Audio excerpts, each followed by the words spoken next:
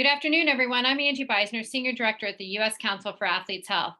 Thank you for joining USCAH and AG administrators as we discuss collegiate student-athlete medical expenses, the new NCAA transformation requirements, and student-athlete crisis management. A few housekeeping items before we get started. If you have questions during the webinar, we ask that you utilize the Q&A function, and our panelists will do their best to answer them as we receive them. After the webinar, an email will be sent out with a recording of today's presentation. A post-event survey for athletic trainers will allow for CEUs and any links to any resources that are references today's conversation. And now I'm honored to introduce you to the members of our panel taking part in the discussion today. Dixon Gillis is the Chief Executive Officer of AG Administrators, which is a leader in the field of sport insurance plans, specializing in protecting student athletes. Dixon started at AG as a claims examiner, learning the sports insurance field from the ground up following his time as a rower at both Penn and with USA Rowing.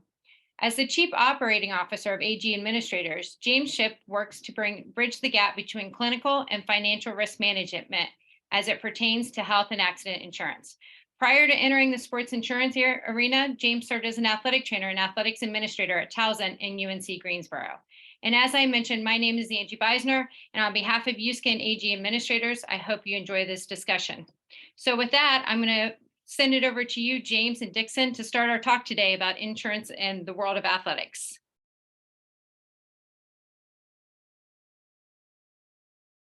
Thank you so much, Angie. Let me get this situated really quickly. Make sure that you can see my screen. Are you seeing my slides okay? Great. Well, thank you everyone for joining us and very pertinent topic. We certainly have heard from a number of our clients and constituents as to what's going on from the NCAA standpoint with the Transformation Committee, and what are the implications on medical expenses, and what do we recommend? So we thought it would be a great opportunity. We would take that opportunity to engage with you and talk through some of this as we go. One of the biggest things that we've seen and that clients have reached out to us about is, quite frankly, some communication that kind of is akin to a game of telephone. So there's this work going on at the NCAA with their subcommittees, and then there are communications being sent out from the NCAA compliance office, from your institutional compliance office, and sometimes it has vague language, and then folks are trying to interpret that vague language very strictly. So hopefully I'm going to spend a few minutes kind of setting the stage, making sure that we're all on the same page. And then we'll get into some really good discussion about what these things are, what the potential solutions might be, or what the implications should be that you should be aware of or be thinking about. So a quick review of the overview and the timeline here. In January of 2022, the NCAA Division I Board of Directors, so this is just Division I, formed the Transformation Committee to look at ways in which they could overall or transform benefits for student athletes. And this was really very comprehensive in the approach. It wasn't just medical expense. It wasn't just the sports medicine or welfare. It looked at academics. It looked at a number of things around student athlete benefits and welfare. But what we will focus on is the medical expense and the medical environment on this webinar. So please understand, this is not comprehensive as to that document and the work of that committee and the recommendations, but we have a more narrow focus today. January 3rd, of this year, just ahead of the NCAA convention in San Antonio, the committee released their final report. And if you haven't read the committee, I would recommend, if you haven't read the report, I would recommend doing so.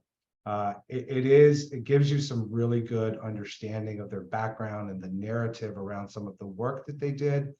There is a matrix at the end that gives all of their recommendations, to whom follow-up is being referred, which subcommittee at the NCAA, and then the timeline around that. Now, part of this webinar is going to be cutting to the chase on some of this, but actually reading that report, I think, does provide some context that we're not going to get into today.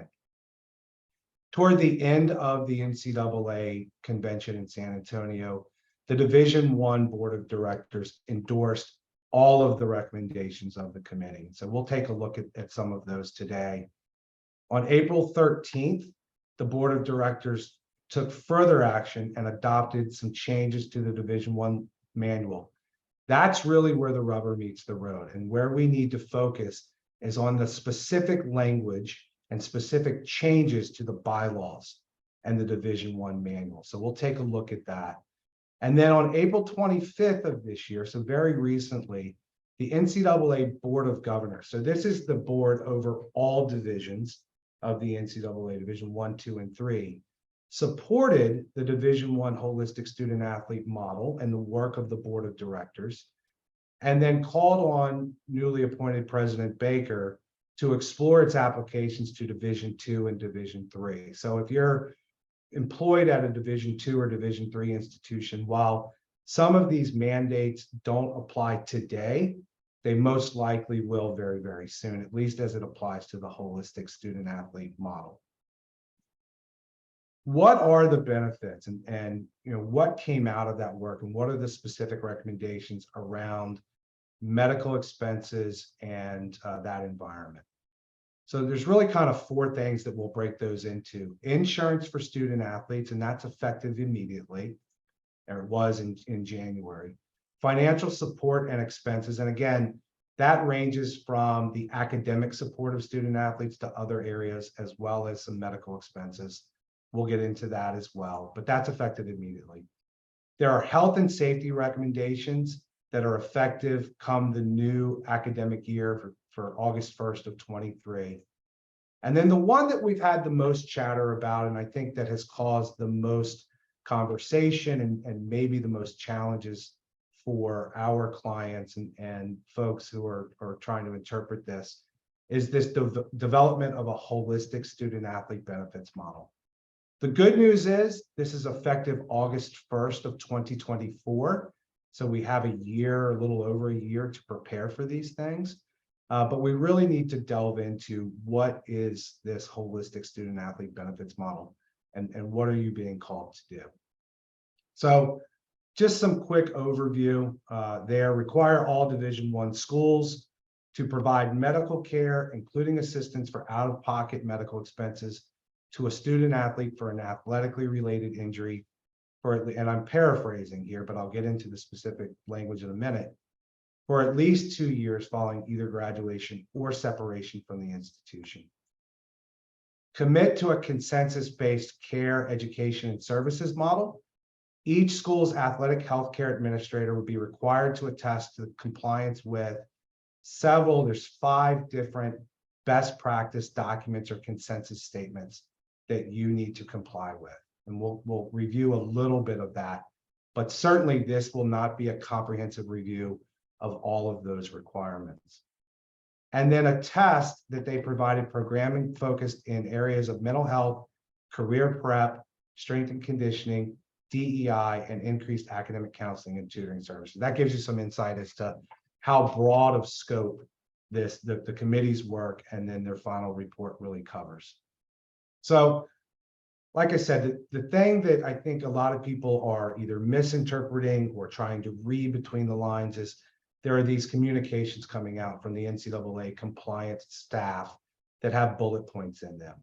There are notes from the NCAA Board of Directors, Division I Board of Directors meetings that have some bullet points, and people are trying to interpret off of those.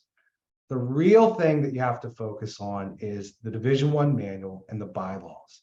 So part of that is there are changes coming in that language, and we need to take a close look at that. So this is where we'll focus, and I'll read these verbatim as we kind of tackle these. And we're going to tackle the 4 bullet points of the things that are being kind of, the new benefits. We're going to tackle them in reverse order. So we're going to start with this holistic healthcare model in terms of medical expenses for 2 years. So bylaw 1641, medical coverage.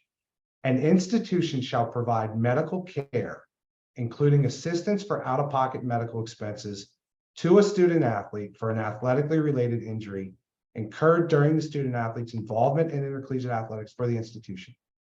The period of care for such an injury shall extend at least 2 years following either graduation or separation from the institution, or until the student athlete qualifies for coverage under the NCAA Catastrophic Injury Insurance Program, whichever occurs first.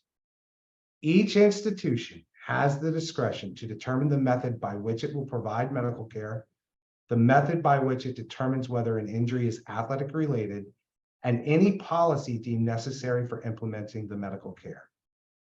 Bylaw 16411 says that application to non-autonomy conferences, a member institution of a conference other than the 5 conferences named the Power 5 or the Autonomy 5, shall apply the provisions of bylaw 16411. So that is the language upon which you really need to be looking at these changes, and you're being called to be compliant. All right. So just a quick overview of the medical care, out-of-pocket medical expenses, the 2-year benefit period. What are the considerations? What are the things we need to talk about? There was a lot of institutional discretion that's contained in that language. So you have institutional discretion to determine your model, your solution. The specific language is shall provide medical care. And then there are a number of things about, the 2 years past separation from the institution. So Dixon, I'm going to bring you in at this point. Talk to us a little bit about some of the scenarios that may occur and how institutions can address that risk. Do they transfer the risk? Do they retain the risk? But let's start with the scenarios, right? How would extending for 2 years past graduation or separation from the institution, how does that differ from the benefit periods that we see that are typical today in insurance coverage? Well, James, I think there are a couple considerations that the institution needs to be very mindful of. To get right to your question, though, a 2-year benefit period is very similar from 2 years beyond graduation. I think the biggest distinction is how can you actually track the continuity of care with that injured student athlete. And so some of those recommendations are for your pre-participation evaluations to make sure that you are actually documenting and letting the student athlete know exactly what the benefits that could apply beyond their departure from a program. And specifically the intersection of the departure of a program with your exit physical and your exit interviews is absolutely critical to run that through your general counsel's office to make sure that you are documenting any specific injury that you would need to follow and to provide medical care through that term of 2 years. And so given all of the kind of noise of a departure of a student athlete from a program, whether it's through the transfer portal, whether it's through a disgruntled student athlete or a contentious situation, you need to be very mindful of how you can track that care beyond the departure. And yeah, then certainly, sorry. No, I was just going to say, and then it's how do you pay for it, right? So to your bullet point here, how can institutions address this risk? I mean, right now, from your policies perspective, you tend to have a 2-year benefit period. Some institutions may have right now 3 or 4, or in the case of the Pac-12, even more. That's been governed for a number of years. And so do you want to pay to transfer that risk through your insurance policy, or do you want to assume a self-funded responsibility of those situations as they arise? Each institution will have a different outcome potentially based upon the experiences that they've had in the past and what they predict might happen moving forward within their own campus. And so it's just to be very mindful from an athletics perspective. Bring in your general counsel, bring in your risk managers, make sure that you have consensus across your leadership team, across campus, not just within athletics, to be very mindful of how you are documenting the situations by which you would be required to have financial responsibility. And I think the last point, beyond the financial responsibility, it's really the burden on your athletic training staff. What does this mean for your athletic trainers as they continue to monitor the care and provide financial responsibility for that care? That's going to be what we think is one of the biggest challenges. So having your policy and your process very well documented so that you can ensure through different scenarios, what happens if somebody leaves with an injury right now? And how will we look after that injury 6 months if they're at a different school, or if they've left and they're beyond college and in the workforce, what does that really mean to the financial responsibility and also the assumption of medical care as well? Yeah, some great points there, Dixon, and just some technical side of that, right? When we talk about risk and how do you finance, how do you pay for some of these things? Dixon talked about self-funding versus, so that would be kind of like retaining that risk versus actually transferring the risk. In other words, buying insurance or expanding your benefit period if you are insured in your insurance product. There's some technical side to that, right? It's not as easy as it seems. The way that this happens is the carriers, when you transfer the risk, when you buy an insurance policy, there's a carrier who's behind that policy, and they have to file their policy forms with each state, with the Department of Insurance at each state. And then the Department of Insurance has to approve those forms. And a lot of times they're what's called bracketed policies. In other words, it may say benefit period, and there may be different options, right? 1 year, 2 year, 3 year, 5 year. So a carrier may only be approved for certain benefit periods. And certainly the language that's contained in the NCAA bylaw is not language that exists today in any of those filings. So, one of the things that we're doing is we're trying to work with these carriers, and we're not the only ones, but all of us in the insurance side of this are trying to work with insurance carriers to get this language into the possibility. But there is a big difference, and you brought up a great point.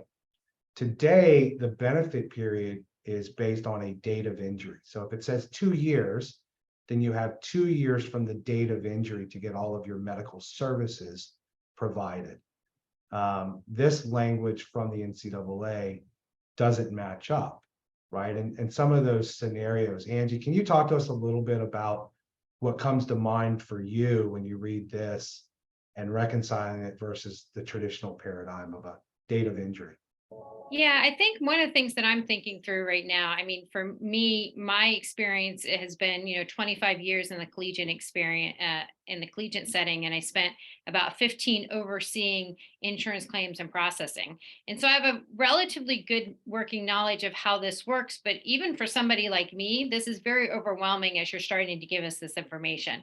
So I'm thinking from my own perspective, what do we do? How do we prepare for this now? Like, I understand this 2-year benefit, but what does that really mean? So if I have an athlete who had an ACL tear their senior year, then I assume that the benefit that I would have on my policy would cover that for those 2 years. But if they tore their ACL when they were a freshman and then they leave, is that still those 2 years after that? Like, how does that all work from an insurance perspective? I think that'd be really good. Even for me, I'm thinking more questions than I have answers. Being an expert on this panel, I have more questions than answers, but I think that's probably some of the things that we're getting from our group as they're thinking through it right now. Dixon, you want to respond? Sure. So great points, Angie. I think the golden ticket really is the clearance from your team physician or clearance from your personal physician, potentially. Once you are cleared to participate, then it kind of hits the reset button. So typically, injuries will tend to heal entirely within 1 year, right? There tends to be an unusual circumstance if it goes beyond 1 year, but it happens, which is why we tend to have in that deductible satisfaction period of the catastrophic policy, a 2-year benefit period. So the concept is if you are cleared to play, then you are cleared of any further medical responsibility for that injury. If you happen to re-injure the same body part, then it constitutes a new injury and a new date of injury. And then it sort of resets the 2-year benefit period from there. Some of the tricky components to this with the language of extending beyond departure or graduation is the fact that you're not able to provide physical care to them potentially within your ecosystem or your de facto network of team physicians and medical care. So one of the biggest challenges, how do you follow that injury treatment and the continuity of care potentially beyond the departure? So that becomes one of the biggest obstacles, I think, to satisfying some of these guidelines is how you can track it without the existence of fraud potentially for a student athlete who may have hurt their shoulder while they were participating for an institution. And then a year later, after they've left, they're doing an activity that's unrelated to the representation of that institution that come back and constitute a new injury. That's one of the main things that we need to be very, very mindful of. And that's why that exit physical is so key when they depart, and putting parameters around that, right? So you need to complete your exit physical within 21 days from your departure from program. That's not a guideline or a law or legislation. That's just some best practices to really force. And should a student athlete not present themselves for that physical, then they are forfeiting potentially their medical benefits or financial benefits of their insurance policy or from an institution. So it's so really what we need to do right now, as an institution, as an athletic trainer, an administrator, or a physician, we need to develop what our policy needs to be first, and then we can decide what kind of coverage we need to have. So I would think from my perspective, if I'm not doing exit physicals right now, I need to put that as part of my regular practice. And who's a part of that exit physical process? And it sounds like with somebody who's had a previous injury, it should be a physician that's clearing them, that's signing off on what they're seeing from an evaluation. And then I need to decide what language is appropriate from an administrative standpoint and a legal standpoint that I can put in there. So is the language that once you've left the institution, you have to return back to the institution to do your care for us to pay for it? Maybe there's language that says once you've passed a physical at another institution or for a professional organization, we release liability. Like, we probably need to work through all those things before we can even get to the stage of talking to you about what kind of coverage we have, I would assume. Yeah, I think that's some really good points, right? The legislation says provide medical care. It also says the institution has discretion to develop any policy deemed necessary for implementing that medical care. So to Dixon's point and to your point, we think, one of the best practices is absolutely having policy and procedure that documents these things. And I think your attorneys will tell you the way to really wall off liability is to follow those policies and procedures. So if your policy and procedure says that upon departure or at the end of every season, you must complete a exit health survey, right? And there are other recommendations from the Transformation Committee that are calling on institutions to do that, have an annual health and mental survey. But maybe you want to do this at the end of every certain points through the year, the end of a season, the end of the academic year before they leave campus. Have those points documented in your policy and procedure. Have very specific language about exit interviews, exit surveys, or exit physicals. It doesn't necessarily have to be a physical. It could be a survey, and they complete the survey, and part of the survey says, ask the question, do you have any ongoing medical issues that are the result of an athletically related injury? And if they say no, then there's no follow-up needed on part of the institution. If they say yes, then you need to have a plan in place for how you're going to address that. Same thing. Is there anything that you need to see a team physician for or need to self-report right now? And again, if that student athlete says no, then I think it's viable at that point to say, then we're no longer going to be on the hook for anything medically. But the key is you have to have that documented somewhere, and you have to make sure that that's communicated and you can prove that you've documented that to your student athletes. I think that's really important. Absolutely. The other aspect of that is, it does say medical care. So does that mean that you are on the hook to pay for a student athlete going off on their own? And by the letter of the law, the answer is no. Now, with all legislation, one of the things that we have to realize is there will be further interpretations that come from the NCAA compliance staff. And those start to direct and guide how these bylaws are to be interpreted. And there may be some stuff in the interpretation that takes us down a little bit different road, but certainly that exit health survey and any sort of follow-up physical or workup from your team physicians imaging or plan of care is paramount to really addressing the risk, documenting that risk, and potentially walling off the risk. One of the big things people are saying is, well, let's just have language in our insurance policy. We want to transfer this risk, and we want to go to an 8-year benefit period, right? So student athlete gets injured their freshman year, they have a 5-year career, and then they graduate. Well, you could potentially be opening up a 7 or 8-year window to cover an injury to, let's say it was an ACL tear. Is that something you really want to do? And do you really want to do that for every injury? Or would you rather keep your benefit period and the transfer of that risk via an insurance policy to a 2-year benefit period and address anything that happens outside of that 2 years in a self-funded model? One thing that I hadn't thought about until just now is, do you want to track the 2-year benefit period and have some sort of, it's just like a discharge from care, a discharge from liability, where you address that at 2 years, you come back, you notify the student athlete that you are approaching the end of your 2-year benefit period from our insurance coverage. Is there any ongoing issue? And that may help you to wall off that as well. So, a lot of different things to think about and to address here. And I think those are good points. One thing that I would tell the athletic trainers on the call right now is that, we do assessments of institutions all the time, and we look at best practices. And one of the things that we see that is no surprise to them is that there's just not enough athletic trainers to provide healthcare. So one of the concerns that you have is, I already have this pool of student athletes I'm supposed to provide care for. I either don't have enough, or I'm down people because we haven't replaced them. So how am I now going to hold on to these athletes for potentially another 6 months or 2 years? So establishing from the beginning where your focus and priority should be. It may be something that you are, doing co-pays for them to seek care outside the athletic training room, separate from your institution. Can you work out potential rate reductions with a PT clinic or a hospital system near you? I know those are some things that you guys have done before in the past, and I think it's really important to start planning that now so that you don't end up with an athletic training room full of former student athletes who are expecting their free 2-year care. As we know, there's not the space or the personnel to do that. So making sure you're having those difficult conversations right now, I think is huge.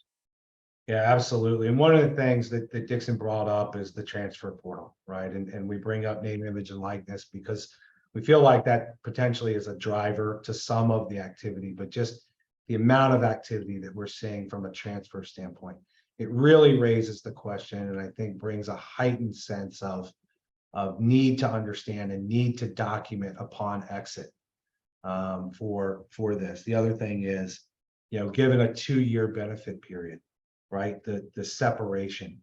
If a student athlete transfers to another school, is the previous school inheriting any care that the new athletic training or medical staff wants to direct? And I think you documenting in your policy and procedure what your approach is going to be to transfers out and transfers in is going to be very vital to how you're protecting your institution's liability. Dixon mentioned that PPE, so the entry physical on the way in. Doing the same thing, really documenting, and I think being transparent with student athletes about what you have inherited, what you are willing to pay for, and what you're not willing to pay for, and then going from there. And James, if I could just also add, I think when we're seeing this now at a recent sports medicine conference meeting, as far as the transfers and the school to which they're transferring, inheriting some of the care that's associated with it as part of that recruitment of that student athlete potentially, and to be very mindful of when somebody is leaving, to notify either your insurance company or your third-party administrator or your broker of that occurrence, because otherwise you could potentially be paying for somebody's athletic care or their medical care that really isn't your responsibility potentially. So again, it's just opening up those lines of communication with your compliance department, with your leadership team within athletics, and your general counsel's office to be very, very aware when somebody is leaving and what your financial and duty of care responsibilities are to that individual who's transferring out. Yeah, I think the comment in the chat is really a good one in the Q&A, just about like, the reputational risk. And I do know that there are some universities, institutions, athletic departments that you're always fighting this PR battle of whether you're providing enough for the student athletes. And it's a battle that you can't ever quite win, regardless of what you do. I think the key is that you want to have a policy in place, and from a medical staff perspective, to have some guardrails. But it really is going to be up to your administration that if they want to change the policy or make exceptions, they can certainly do that, and that would be on them and up to their discretion. But to at least have a policy to set from the beginning, and you can make exceptions as your administration allows to, is better than trying to go backwards and set it later on. I think that's kind of a key thing to remember. Not all institutions can do that and make those exceptions, but at least having something in place, and then you can evaluate it on a case-by-case situation if you would have to. Yeah, phenomenal point about the reputational risk and the role of social media. And it's something that I think we're all very, very concerned about these days. And how do we address it? And ultimately, Angie, you make a great point, right? Have your policy and procedure. And then if there need to be exceptions, or there are decided to be exceptions, there can be, but you've got to try to do your best to limit your institution's liability. It's one of the roles that you're called on to do. I'll transition a little bit to the next part of the new language here, which is the consensus-based care. And I'll readily admit, when I first read that, I said, what are they talking about? So consensus-based care, education, and services model. An active member institution shall provide consensus-based care, education, and services to its student athletes. The institution's athletic healthcare administrator shall attest annually to the institution's compliance with consensus-based guidance supporting student athlete health, safety, and performance. So what exactly are they talking about? And there are policies and procedures that have been approved by the NCAA Board of Governors. And as I kind of delved into this and just said, okay, where are we with it? Excuse me, I'm got to move some things around here. But what is it that we're talking about, right? And there were really, I think, five documents that were alluded to in all of this, or specifically named. So those documents, the cardiovascular care, I've included the checklist for best practices on cardiovascular care. Mental health best practices is a big one that is specifically addressed, and we'll get into concussion safety protocol checklist and just concussion management protocol overall. That includes educating student athletes, coaches, staff about your protocol and what resources are there. Same with the mental health piece. Independent medical care for college student athlete best practices. So there's an interassociation consensus statement there, as well as preventing catastrophic injury and death in collegiate athletics. So we do not have time in an hour to go through all of this. I would really support that you get into these documents, you understand what they're saying, and obviously you're going to attest, someone that the athletics healthcare administrator is going to have to attest that you are compliant with the recommendations of these consensus statements. One of them that's a big piece that's maybe individually called on here is the mental health side of this. And so when we look at mental health services and resources, an institution shall make mental health services and resources available to its student athletes. Such services and resources may be provided by Department of Athletics and or institutions, health services or counseling. Provision of services and resources, and this is where the language changed from should to must be consistent with the interassociation consensus on best practices. So, one of the things, a little bit of a plug, the last couple of years at AG Administrators, we've done an annual survey. Would really love to see as many institutions participate in this when we send it out. We're trying to gather as much data and as much opinion as we can to try to represent the entire field here on what's going on. In that survey, each of the last 2 years, and I think just in general, mental health has been the #1 concern of things not currently being covered So something that you can't necessarily transfer the risk on. So that being said, the mental health best practices, there is a document in there that this is the whole consensus statement.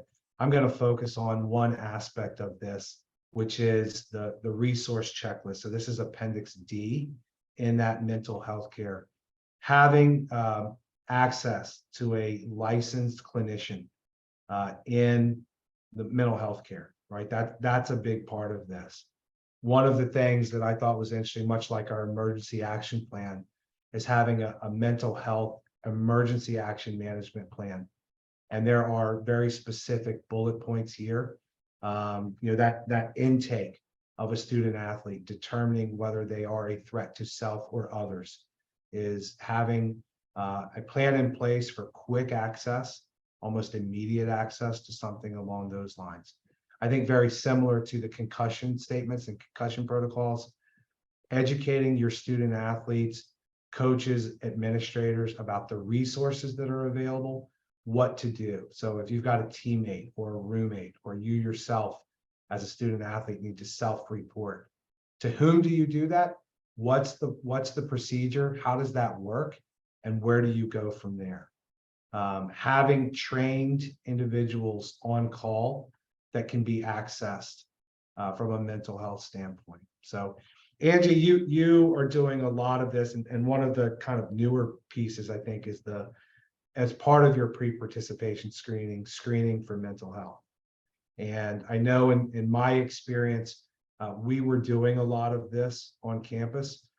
The question then became, how are we interpreting some of those surveys and what are we doing about it? So if we use one of these instruments, and there are several out there, but we use one, and we have certain criteria that says a student athlete is in crisis or may be in crisis, what do we do from there? So what are you seeing, Angie, as you're going through reviewing this at the conference level or with the different institutions that USCAH's doing these external reviews on?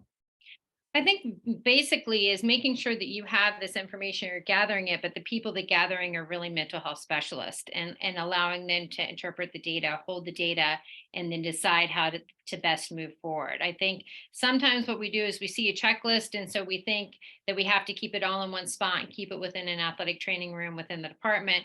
But this may be better from your campus and counseling consultation to be doing this review. Maybe they're already doing it with regular students or whoever your practitioner is that you're working with, and whether an internal or external person from the athletic department. But you want to make sure if you're gathering this information that then you have somebody who's reviewing it who could do something with it that's effective. Yeah, really, I think this has become front and center for all of us. It's somewhat societal. It's even more under the microscope when we get to athletics and collegiate athletics. And as Dixon said, we've got a healthcare crisis, certainly an athletic trainer crisis within collegiate athletics, and having these resources, that you're there's a tug of war here. You're getting pulled in many different directions. So what do you do?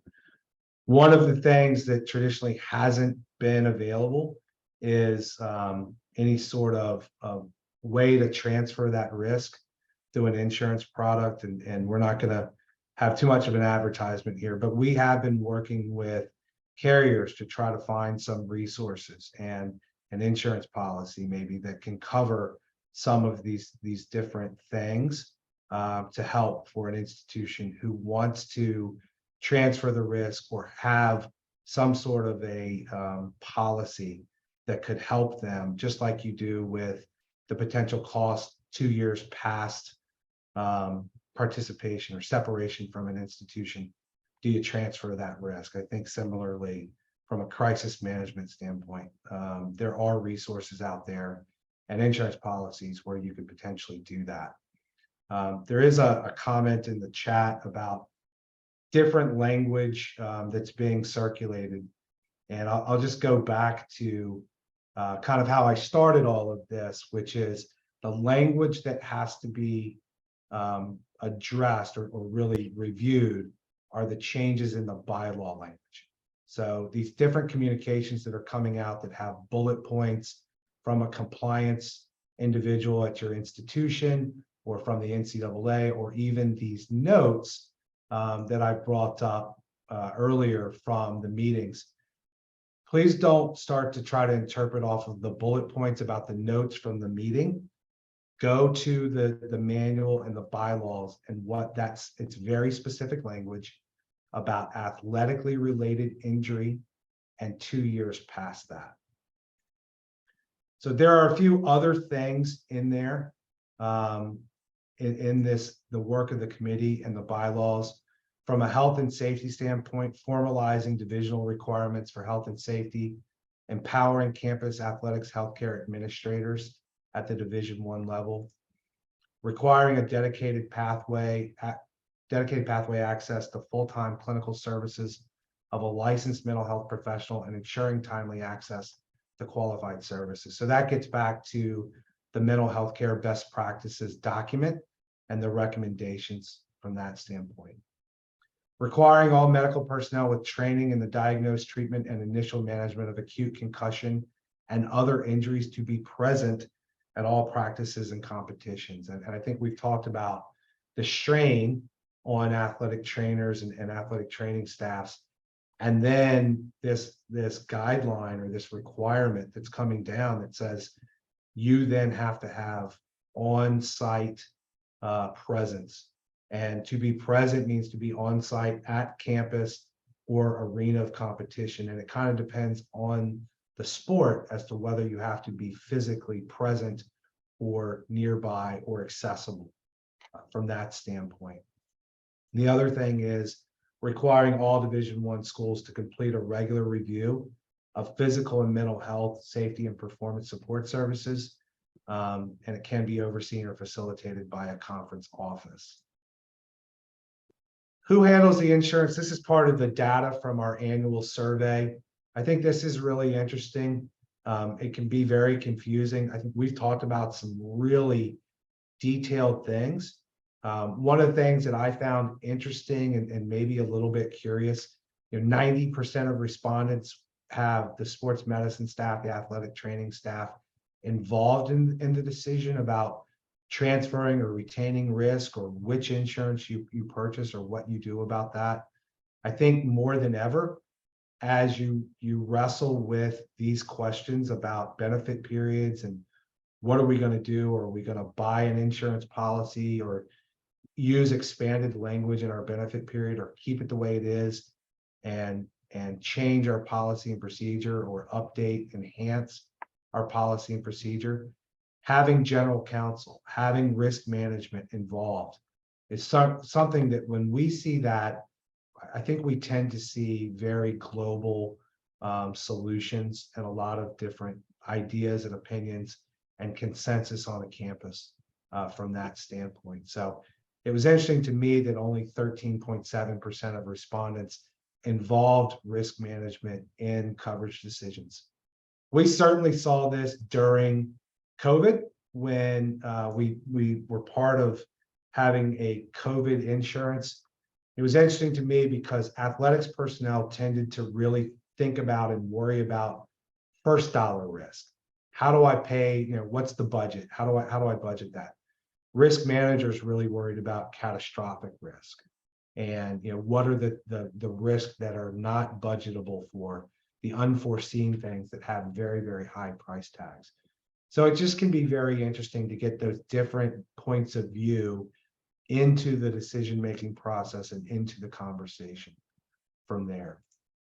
The financial support and expenses, and again, this is not comprehensive at all. We're very focused on one aspect of some of these recommendations from the committee, but effective immediately back in January was provide expenses for student athletes to participate in elite level training, tryouts, and competition, including regional, national, and world championships and other events used for consideration for selection to a national team. This doesn't necessarily mean just the US national team, but any national team or anything that kind of leads towards that. I think some things to consider is if your institution gets involved in funding or financial support or travel arrangements for these types of activities. So a student athlete's going to participate in a national team camp or clinic, or try to make a national team, and your institution is going to get involved in supporting them by travel arrangements or even paying for that. Does that create an agency relationship? Is that something that then your liability is on the line? Should you try to transfer that, or do you have insurance coverage already? In one example, with an institution we engaged, we looked at their travel accident policy that was basically kind of like study abroad. It was intended for study abroad for their faculty, staff, and students. And it turns out that student athletes could be covered under that policy. It was very inexpensive and had really good benefits. It also had some travel assistance to it. So if that student athlete got stranded due to a canceled flight or something, there was a resource that could help them secure lodging for the evening and pay for it, or lost luggage along the way. There was a sickness component to that. So if they got ill during that trip, there were benefits along those ways. So just some things to think about from that standpoint. The purchase of insurance for student athletes was another one that came up here. And it talked about Division I schools are now permitted to purchase insurance for student athletes. I have to admit in this that I had previously, the language that has been used is pay for medical expenses, right? Division I institutions were permitted to pay for all medical expenses for student athletes.